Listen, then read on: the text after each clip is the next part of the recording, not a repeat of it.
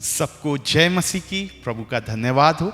और आज हम परमेश्वर के वचन से देखेंगे कि कैसे परमेश्वर की शांति मेरे और आपके जीवन में आ सकती। मेरे प्रियो, हम ऐसे समयों में जी रहे हैं जहां बहुत सी विपत्तियां हैं, परेशानियां हैं, बहुत सी आपदाएं हैं, लेकिन आज मैं बताना चाहता हूं परमेश्वर का वचन जो मुझे और आपको शांति देता है। फिलिपियों की पत्री और उसका 4 अध्याय और 4 से 9 आयतों में हम कुछ बातों को देखेंगे। जब पौलुस फिलिपियों की कलीसिया को ये पत्री लिख रहा है, वो उस समय जेल खाने में है और उस कलीसिया को वो उत्साहित कर रहा है जब वो सताव में होकर जा रही है। और पौलुस उनसे कह रहा है, प्रभु में सदा आनंदित रहो।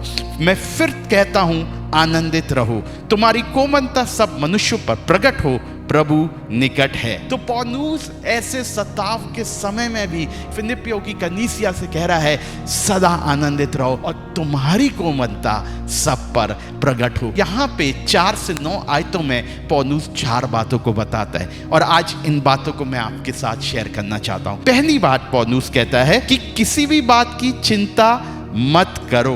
पौलुस एक सुझाव नहीं दे रहा, एक सजेशन नहीं दे रहा है, लेकिन ये जो आयतें हैं एक कमांडमेंट के रूप में, एक आज्ञा के तौर पे। मेरे प्रियो, चिंता नहीं करो ये सुझाव नहीं है, लेकिन वो एक आज्ञा के तौर पे दे रहा है कि चिंता मत करो। और मैं बताना चाहता हूं मेरे प्रियो, बाइबल कहती है चिंता करके हम अपने जीवन को कभी बढ़ा नहीं सकते। परमेश्वर का वचन कहता है अपनी सारी चिंता यहोवा पे डाल दो, अपना सारा बोझ यहोवा पे डाल दो, क्योंकि उसे तुम्हारा ध्यान है। हालेलुया। चिंता कहीं ना कहीं एक अविश्वास को प्रकट करती है, लेकिन अगर हम विश्वास करते हैं मेरे प्रियो कि उन परिस्थितियों में परमेश्वर हमारी सहायता करेगा, तो हमें चिंता नहीं करनी है। और जब भी चिंता आती है, चिंता कहाँ आती है? हमारे मनों में आती है। हमारा मन एक युद्ध भूमि है।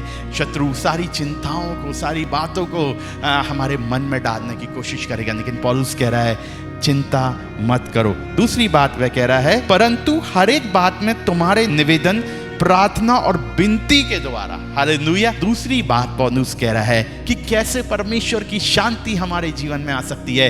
अपनी चिंताओं को प्रार्थना में बदल दो। हालेलुया।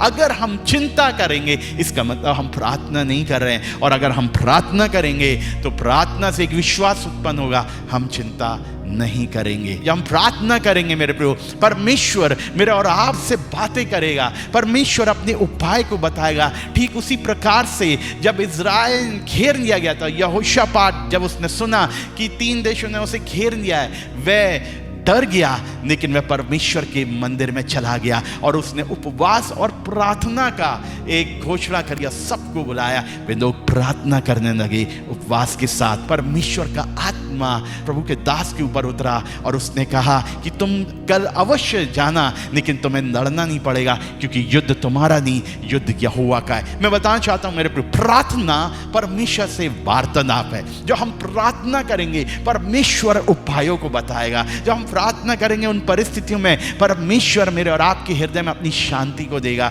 परमेश्वर मुझे और आपको विश्वास को बढ़ाएगा। मेरे प्रिय, ज्यादातर लोग प्रार्थना कब करते हैं? जब कोई विपत्ति आती है, जब कोई परीक्षा आती है। लेकिन प्रभु कह रहा है जागते रहो, प्रार्थना करते रहो कि तुम परीक्षा में ना पड़ो। परीक्षा में पढ़ने के पहले ही मेरा और आपका जीवन एक प्रार्थना का जीवन होने पाएगा, और जब प्रार्थना का जीवन होने पाएगा परमेश्वर का पूरा ज्ञान आपको पता होगा। तीसरी बात मैं बताना चाहता हूं, धन्यवाद के साथ परमेश्वर के सन्मुख उपस्थित किए जाएं। उन प्रार्थनाओं को मेरे प्रियो धन्यवाद के साथ प्रस्तुत करो, क्योंकि वो धन्यवाद में विश्वास दिखेगा कि प्रभु मैं प्रार्थना को लेकर आया हूं, प्रभु मैं इन परिस्थितियों को लेकर आया हूं, प्रभु मैं चिंता नहीं करूंगा, प्रभु मैं उन बातों को अपने मन पे हावी नहीं होने दूंगा। ऐसे कई उदाहरण हम बाइबल में देखेंगे जिन लोगों ने कुछ होने के पहले धन्यवाद दिया, विश्वास से धन्यवाद दिया। जैसे दाऊद उन धन्यवाद को देता था जब कुछ बातें होती भी नहीं थी। वो कहता है हर परिस्थिति में धन्यवाद दो, जब कुछ अच्छा भी नहीं चल रहा धन्यवाद दो, जब कुछ दिखाई भी नहीं दे रहा है धन्यवाद दो। लेकिन मैं बताना चाहता हूं, जब आप विश्वास से धन्यवाद देते हैं कुछ अद्भुत होता है। अगर आप प्रभु यीशु मसीह के जीवन से देखेंगे तो मत्ती रचित सुसमाचार 15वें अध्याय में 5 रोटी 2 मछली होती है। यीशु मसीह उठाता स्वर्ग की ओर देखकर पिता को धन्यवाद देता है, वो चेलों को बांट देता है कि वे लोगों को दे दें। और हम देखते हैं कि यूहन्ना रचित सुसमाचार उसके 11वें अध्याय में जब लाजर मर जाता है, कब्र में रखा जाता है, 4 दिन हो जाते हैं और पत्थर रख दिया जाता है। और प्रभु यीशु मसीह कहता है जाकर कि उस पत्थर को हटाओ। और जब वो पत्थर को हटाते हैं, बाइबल कहती है प्रभु ऊपर देखता है और पिता को धन्यवाद देता है, हे पिता तेरा धन्यवाद हो क्योंकि तूने मेरी सुनी। हालेलुया।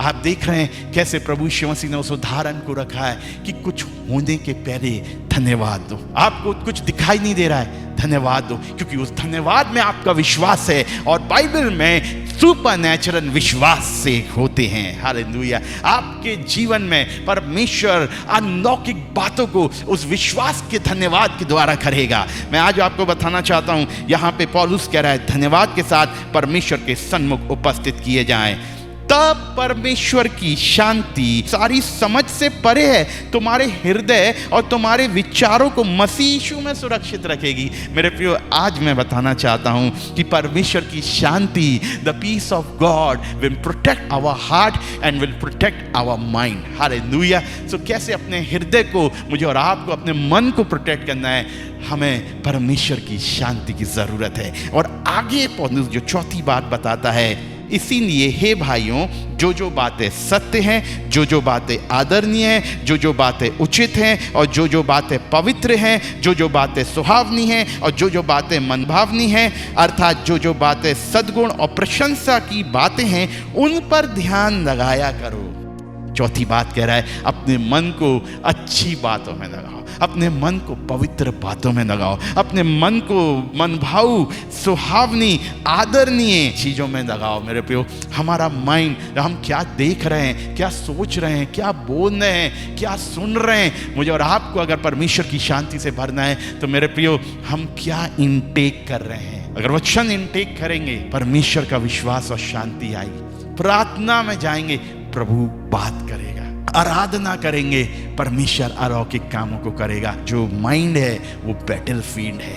इस माइंड को मेरे प्रियो अच्छी बातों से, सुहावनी बातों से, परमेश्वर के वचन से, इन चीज़ों से भरा है, क्योंकि जब परिस्थिति आएगी तो ये माइंड से हम उन वचनों को घोषणा करेंगे और परमेश्वर अद्भुत काम करेगा। हालेलुया। मैं बताना चाहता हूँ कि हम देखते हैं निर्गमन की पुस्तक में, वहाँ पे जब इजरायली लोग मिस्र से निकलते हैं मेरे प्रियो, तो पहला युद्ध उन लोग फेस करते हैं। अमालेकी लोग उन पर अटैक करते हैं। इजरायली लोग मेरे प्रियो एक स्लेव रहे थे काफ़ी सालों तक। वो एक योद्धा की कोई ट्रेनिंग नहीं थी, लेकिन यहोशू लड़ा था। लेकिन मूसा, हारून और हूर, वे तीनों पर्वत पे जाते हैं। बाइबल बताती है जब जब मूसा हाथों को उठाया था, वे लोग युद्ध जीत रहे थे, और जैसे ही वो हाथ नीचे होने लगे, युद्ध हारना शुरू हो गए। तब हारून और हूर उसको एक पत्थर पे बिठाते और उसके हाथों को थाम लेते।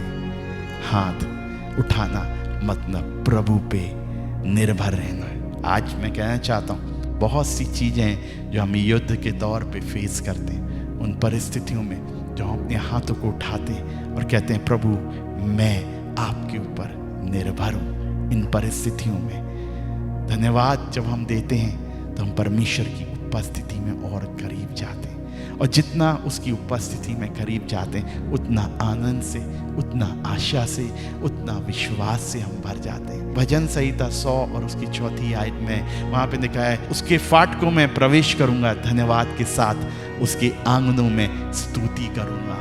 प्रभु की उपस्थिति में और नज़दीकी और घनिष्ठता में जाने के लिए धन्यवाद और स्तुति की ज़रूरत है। जितना ज़्यादा आप धन्यवाद देंगे, जितना ज़्यादा हम स्तुति करेंगे, उतना ज़्यादा हम प्रभु की नज़दीकी में आते चले जाएंगे। और जितना नज़दीकी में आएंगे, उतना जानेंगे दाऊद के समान कि मेरा परमेश्वर, हमारा परमेश्वर कितना महान परमेश्वर है। हालेलुया। और आगे कहता है, और जो बातें तुमने मुझसे सीखी हैं और ग्रहण की हैं और सुनी हैं और मुझ में देखी हैं, उन्हीं का पालन किया करो। तब परमेश्वर की जो शांति का सोता है तुम्हारे साथ रहेगा। वो शांति का सोता है, बाइबल बताती है वो शांति का राजकुमार है। परमेश्वर से अलग होगा। अगर मैं और आप अपने जीवन में शांति को ढूंढेंगे, मैं बताना चाहता हूँ, आप सब जगह जाके देखिएगा शांति नहीं मिलेगी, लेकिन एक ही जगह है जहाँ मुझे और आपको वो शांति मिल सकती है, वह है प्रभु की उपस्थिति। प्रभु की उपस्थिति में आनंद की भरपूरी है और शांति है।